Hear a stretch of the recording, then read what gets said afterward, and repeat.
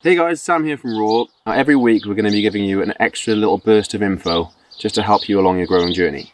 And this week we're going to be talking about companion planting. Now we're going to ask a question when it comes to companion planting, and that is, what is companion planting?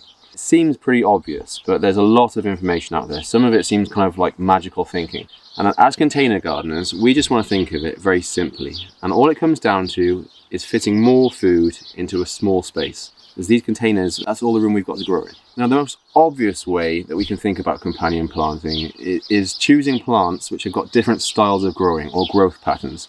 If you take something like this, it's a bean, it grows upwards. It occupies a completely different space to this courgette plant, which is great for us because it means we can have two different varieties in the same pot and they're not going to interfere with each other. They're going to grow in different ways and produce extra food for us. Another thing that I hear all the time is this idea that plants can somehow be friends or maybe even enemies. Planting them together can aid the growth or sometimes hinder growth.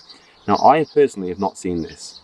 I've planted lots of things next to each other and they tend to thrive. But what I would suggest is to make your own mind up and have an experiment, just have a go, see if it works, because it's a lot of fun.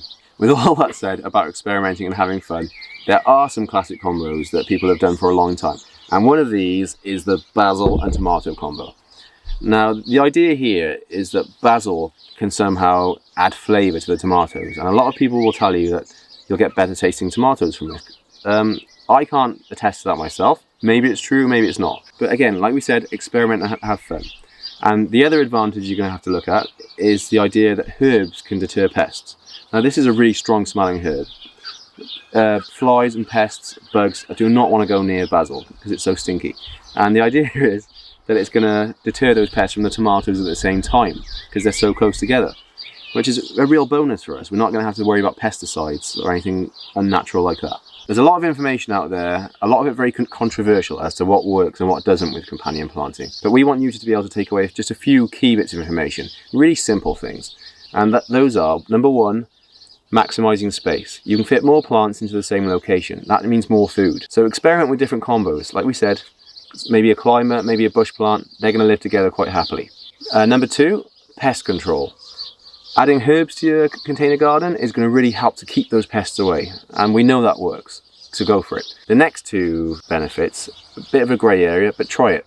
Plant health benefits. You might be able to gain some kind of benefit. Hard to measure, but try it. And also the idea of flavour improvement.